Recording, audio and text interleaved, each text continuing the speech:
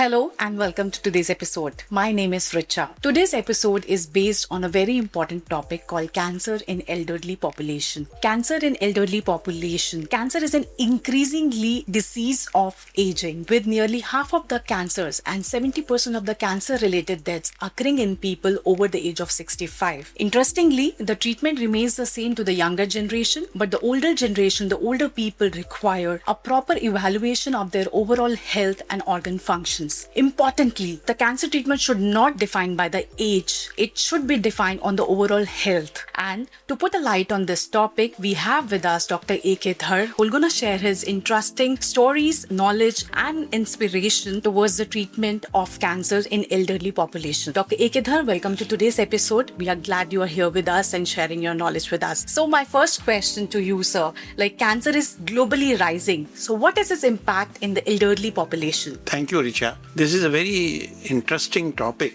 and recently a lot of research is happening in this subject because cancer is increasingly happening in patients more than 65 years of age, which we presumably call cancer in elderly patients. The impact of this has been that patients more than 65 or 70 years of age, they suffer from a lot of cancers. Their problem is their health and associated comorbid condition and the aggressiveness of the disease, which is probably more in this group of population. Second most probable impact is the socio-economic status. This class of population, they are not as strong socio-economically or economically, I would say financially, as people in the age group of less than 60 years of age. So this is one of the challenge they face. And third thing, which I will be discussing with you later on, that the support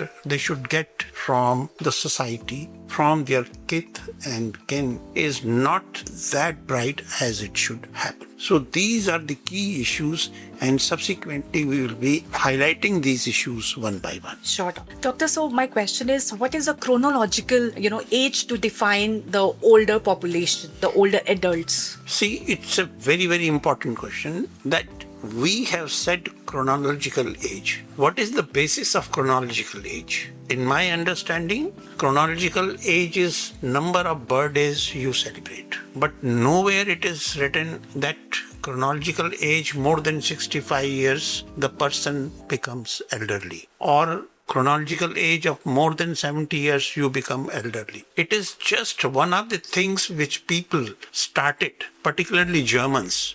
They started to define the retirement age of the person. Exactly. Not the treatment. So that is how this has happened. Once you retire, you become elderly. Right. But that is not correct. The more important thing is the biological age. What is biological age? The biological age is your organ function, your cell function, how much does your heart work, how much does your kidneys work, how much does your liver work, how much does your lungs work. A person with 80 years of chronological age, his biological age may be 60 or 55 years. On the contrary, a person with 55 years of chronological age, his biological age may be 80. Right. So it all depends on the biological functions of your organs, which define, particularly in cancer. When they say, no, doctor, he is 85 years, we will not treat. This is the decision given by the patient's attendants. But that is not correct. Biological age of a patient should be taken into consideration to see how much successful will be the treatment, how much a person should be able to tolerate the treatment,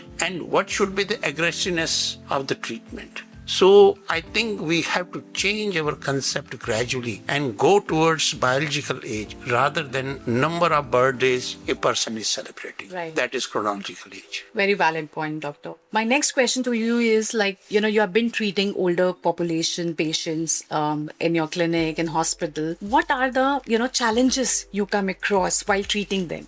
The most important thing is the cognition.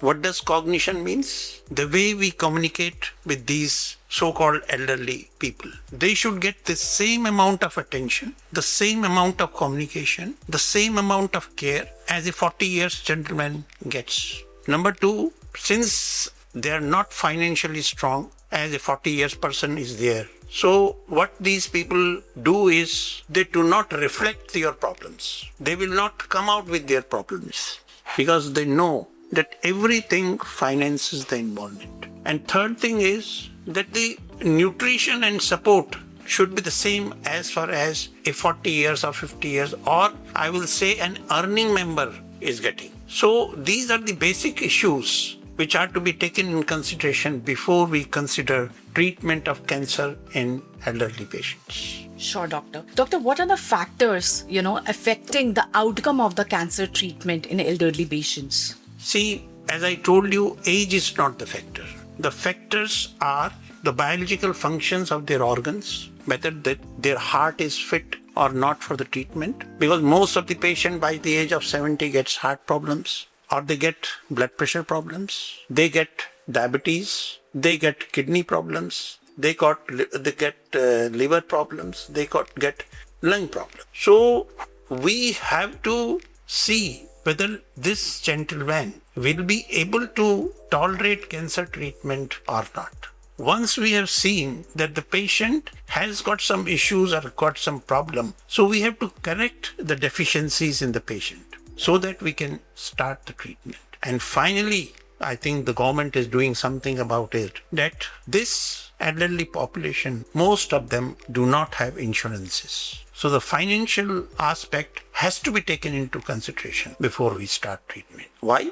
These days, there are very good treatment modalities available, and these treatment modalities, they are successful. They cause less side effects, but only issue is the finance. Very true, doctor. Very well said and explained. Doctor, as you said, there are a lot of factors. There should be factors that brings the discontinuity of the treatment in elderly patients. Like discontinuity, some people get scared, some people are financially not that, settled. So, what do you think those factors are? See, the factors for discontinuation of treatment is, one is there is no persuasion. The clinician, the relations of the patients, the kith and kin of the patient should tell their relations, the elderly patients, that this is the disease and this is getting to be okay with the modern treatment. That persuasion is very important. Second thing is that you correct their cognitive function. You correct their understanding. You correct their psychology. I got two patients as on today. One is 94 years old. Second is 92 years old. Both of them I started treatment. They started doing well. But suddenly they said, I don't want to go to the doctor. I don't want to see any of the doctor because I feel that I will die. It is not the person who is saying this. It is their cognition. It is their psychology, which are making them to say all these things. So if such things happen, the person has to go, the patient has to be referred to the psychiatrist who will set his mentation right. Right. And the most important thing is that these elderly patients should be given love and affection and the care which is earning member gets. Very important, doctor. Very important. Yeah. We should not neglect them. Right. This is very important. I can tell you with my personal experience in my family, that actually plays a very, very big role. Yeah. And also, doctor, what should be the adherence to the therapy? Like there are different therapies. What should be the adherence? Can you just put a light on that? See, first of all, the clinician should decide that what treatment the patient is going to tolerate. This is very important because right from the beginning, you start banging treatment written in the textbook, patient will run away. Here, your personal experience counts. You have to assess, look, here is a 90 years old person. He has got this much of cancer. This is the stage of the disease. This is the aggressiveness of the tumor. And we have to decide what treatment, what protocol he will tolerate. Moment you start giving them tolerable treatment, your success of treatment will be more. You will be more successful. It should not be otherwise, since textbook says this much and the success rate with this kind of a treatment is this much, we should give treatment. No. It should be in a very simple words. It should be personalized treatment. What does personalized treatment means? Personalized treatment means every boot does not fit all. It's not that you give the same kind of a boot to a 6 years old boy and the same to 80 years old gentleman. No. This boot size has to vary. Then only you will get success. I got so many elderly patients who are on my treatment. They are doing very well, and some of them they become all right, because we have to give patient a treatment should be able to tolerate. That means we have to give them quality of life. Right. Quantity they have already achieved. A person who is 86 years of age is already crossed the average life expectancy, which is 72, 73 years in our country, and rest is bonus. Exactly. Makes sense. That's very important. Quality of life is important than quantity of life. Doctor, my next question to you is people get that white coat phobia. So whenever they see a doctor in a white coat, because they have to come to the hospital for various cancer therapies, it could be weekly, bi-weekly, monthly. So they get a little scared. They get tired also getting it done because, there's a protocol. They have to follow it for certain amount of time, certain amount of years. So do you think that they can consider taking the therapies at home as well? Is there any option? Yeah, it's a very good question, and maybe a question for next 25 years. Personally, I feel that we should start mobile cancer clinics. This is the idea I have. But the problem is that I should get support. Support in the sense that support from the crowd. Moment you start mobile cancer clinics, you will go house to house, administer chemotherapy, administer immunotherapy, administer targeted therapy. But it involves a lot of finances, and when finances are involved, the treatment becomes costly. So the cost is the factor. Otherwise, it's a brilliant idea to start mobile cancer clinic so that instead of patient reaching to a doctor reaches to the patient. So it's a good idea that we give them break from the hospital, we console them, we explain them, we treat the underlying condition. There must be a lot of problems with them, which we don't understand or they don't tell us. So give them break, console them.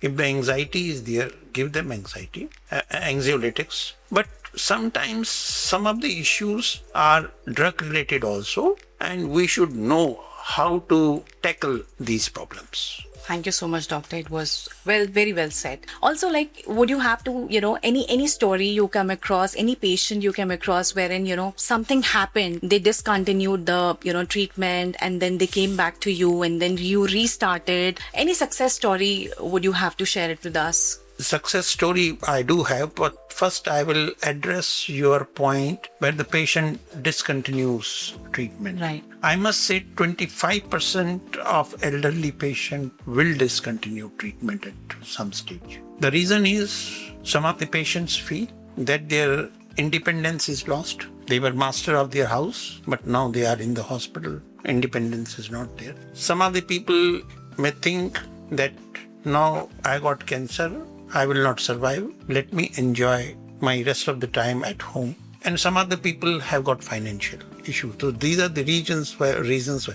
But then these patients, when they discontinue treatment, they come back with in a worst condition where they become, life is not comfortable, the situation is painful, and they become burden to everybody. They become burden to their family members because family members have to look after them. So I tell two things to my patients, that I am treating your patient, the intention that he should not get bedridden, because these days everybody is working. Nobody will be able to take care of a person who is bedridden. And number two, he should be able to go to the washroom independent. If you have achieved these two goals, the treatment of cancer is successful in this age group, in this elderly population. So this is how we deal with the patient, but still dropouts are happening. But very well said, sir. I think those are valid points. Very, very practical. Thank you so much for joining us and listening us today. I hope we can spread the knowledge, inspire people, and help old age, people who are suffering from cancer, help them coming over that and getting them treated. There are a lot of therapies available. As doctor said that, the therapy varies from age to age, but nothing is impossible.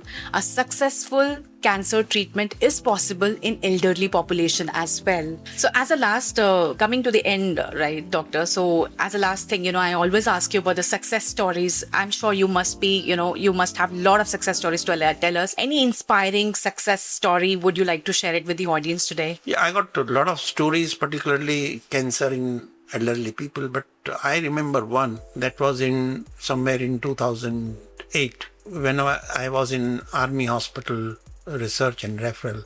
My commandant called me, said, look, there is a patient and she is mother-in-law of so-and-so, a very eminent personality those days. He was cabinet minister. His mother-in-law has got this problem, and he showed me the documents. I said, I would like to see the patient.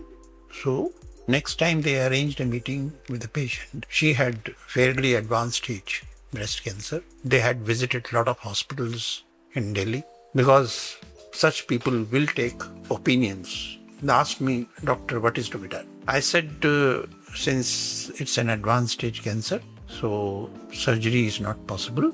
I am writing one tablet. You can give it to her. Since I was not very sure about the success of treatment, so I kept my opinion reserved on this issue. So they said, only this tablet? I said, yes. He said, write down a prescription. So I wrote a prescription with little bit summary of the patient, and they immediately faxed to a very prominent cancer center in US. And after 2 days, they got the reply, and the opinion of that institution was same as of mine. And we started the treatment. We continued the treatment for about 6 to 7 months, and this lady started showing response.